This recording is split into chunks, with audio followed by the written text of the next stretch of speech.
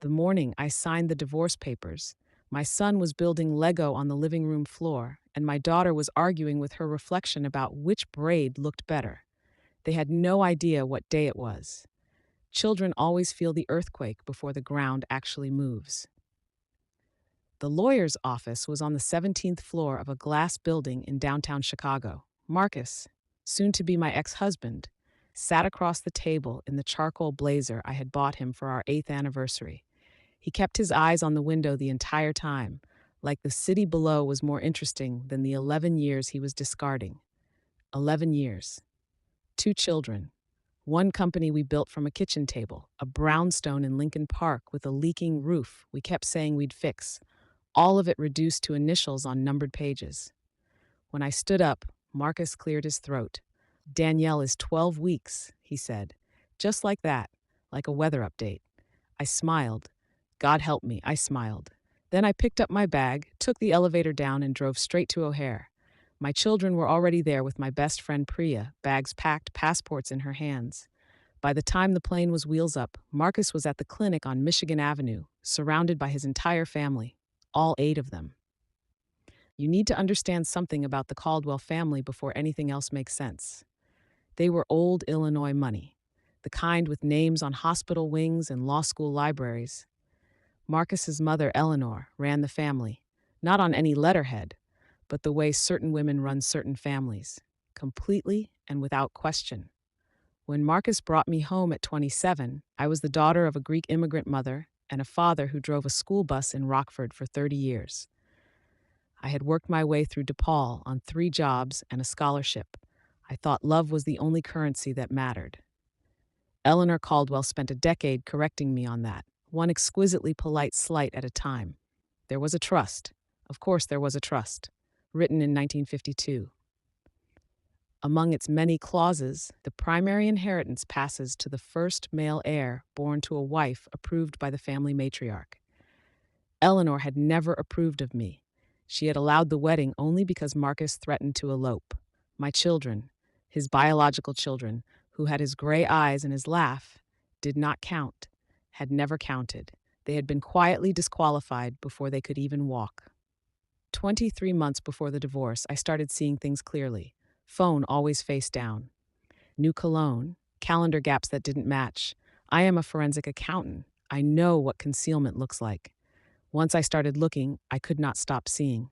Her name was Danielle Prescott. 26, from a family that had known the Caldwells for 2 generations. She'd started as a client liaison at Marcus's firm 14 months earlier. I found the apartment he'd bought her in River North, listed as a corporate housing expense. I found the jewelry receipts, the spa weekends, the wire transfers labeled consulting fees. And then I found the one thing that made everything make sense, a payment. 14 months ago to a fertility specialist on Wacker Drive. They had planned it, not just the affair, the heir. Marcus, Eleanor, and this young woman had decided together that Danielle would carry the child the trust required, the child that would make me and my children simply disappear. I sat on the bathroom floor for a long time when I understood this. Then I got up, washed my face, and started planning. The first thing I did was hire my own attorney, Renata Okafor, based in Evanston, known for being methodical, brilliant, and without mercy. The second thing I did was quietly separate my finances, legally, carefully, under my maiden name, Vasilopoulos. The third thing I did was call the IRS. I didn't fabricate anything. I didn't need to. I walked a federal agent named Mr. Dominguez through 17 months of company records, expense reports, wire transfers, an apartment, a fertility plan, all funded with money Marcus had stolen from our own company. Mr. Dominguez thanked me. He said these things take time. The fourth thing I did was buy a flat in Edinburgh, Scotland, in a neighborhood called Stockbridge, along a river with a Saturday market and a feeling of permanence I hadn't felt anywhere in years. I bought it under my maiden name with money from my grandmother's inheritance that Marcus had never thought to ask about. The fifth thing I did was sign the papers. When our plane lifted over Lake Michigan and Sophia leaned across the armrest and asked where we were really going, I told her the truth. I told her we were going somewhere new, that there was a flat with a window that looked out at a river, that she could pick whichever bedroom she wanted. Nico was asleep against my shoulder before we crossed into Canadian airspace. Sophia looked at me for a long time with those serious dark eyes she'd had since she was 2 years old. Then she put her hand over mine and said, "Okay, Mom. Okay." The clinic appointment was at 10:30 in the morning, Chicago time. All 8 of them were there. Marcus, Eleanor and Pearls, his father, his 2 sisters, their husbands, and his grandmother Vera, 91 years old and sharp as broken glass, in a wheelchair. They had cucumber water, a celebration lunch booked, a photographer waiting outside. The ultrasound doctor was a calm, precise woman named Dr. Hana Ito, recommended personally by Eleanor. That was, as it turned out, the problem. Dr. Ito performed the ultrasound, she measured, she studied the screen. Then she turned to Danielle and asked in a completely neutral voice when her last menstrual period had been. Danielle gave a date. Dr. Ito wrote it down. Then she asked her to confirm it. Dr. Ito explained, without any drama whatsoever, that the fetus was measuring at approximately 15 weeks gestation. Not 12, 15. Marcus had been in Singapore on a company delegation 15 weeks ago. 10 days. I had approved the travel expenses myself. Eleanor asked if there could be an error. Dr. Ito said there could not. She offered to repeat the measurements. She did. Same result. Danielle began to cry. She said she had been confused about her dates. She reached for Marcus's hand. He did not give it to her. He sat completely still and did not say a single word for a very long time. Vera, who had once looked at my son like he was a rounding error, made a sound that the person who told me this described as something between a cry and a door slamming. I will not pretend I felt nothing when I heard this. I felt something rise in my chest that was hot and real, and I am not ashamed of it. After a decade of being tolerated, of watching my children get quietly erased, of a plan they had built over my life like scaffolding, I felt it. I let myself feel it. And then I went and made my children scrambled eggs in a kitchen in Edinburgh that belonged entirely to me. The IRS arrived on a Wednesday. Federal agents entered the Chicago offices of Caldwell and Marsh Group at 8:45 in the morning with warrants and forensic accountants.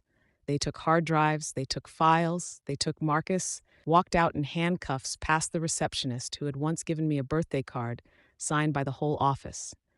The charges: tax evasion, embezzlement, falsification of business records, wire fraud. Every receipt I had quietly photographed over 17 months, labeled and organized, was now evidence.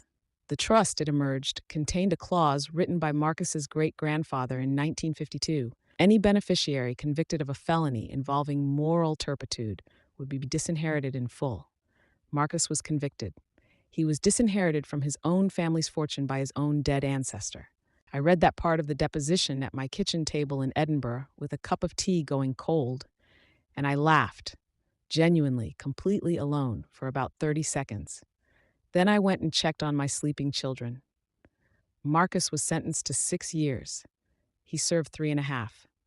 Eleanor Caldwell died 18 months ago. The family money passed to a third cousin in Connecticut none of us had ever met.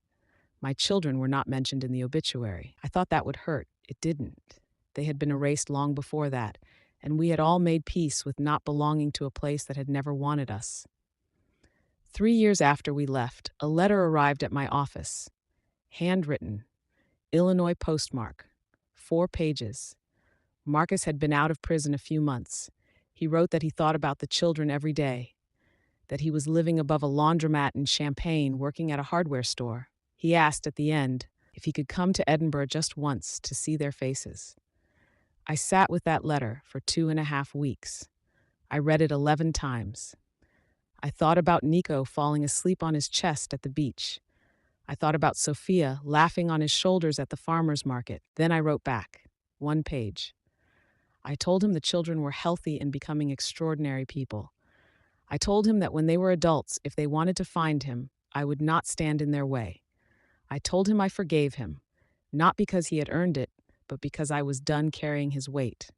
I told him not to write again. He didn't. Sophia is in her 2nd year of veterinary medicine at the University of Edinburgh. Nico is 17, drawing architectural sketches his teacher calls genuinely original. They have friends they've known for 6 years. They speak with the lilt of Scottish vowels under their American ones. They stopped asking about home a long time ago because this is home. My name is on the door of my own firm now, Vasilopoulos Forensic Group. It's a mouthful. I have never once considered changing it. People ask me if I miss home. They mean Chicago. They mean the life I was supposed to have. I tell them, I am home. I have been home for years. Home was never a place I was born into or married into. It was a place I had to leave everything else to find. The worst morning of my life was the morning I signed those papers. The best decision of my life was getting on that plane. Some nights, when the flat is quiet and the rain is doing what it does in Edinburgh in November, I think about that waiting room on Michigan Avenue. 8 people in cashmere and pearls, cucumber water, a photographer waiting outside, a doctor walking in with a clipboard, and the silence after the measurements were taken. And I think about where I was at that exact moment, somewhere over the Atlantic. My son asleep against my arm, my daughter's hand over mine, going home. If this story stayed with you, share it. Someone out there needs to know that walking away is not the same as losing. Sometimes it's the only part of the story that was ever really yours.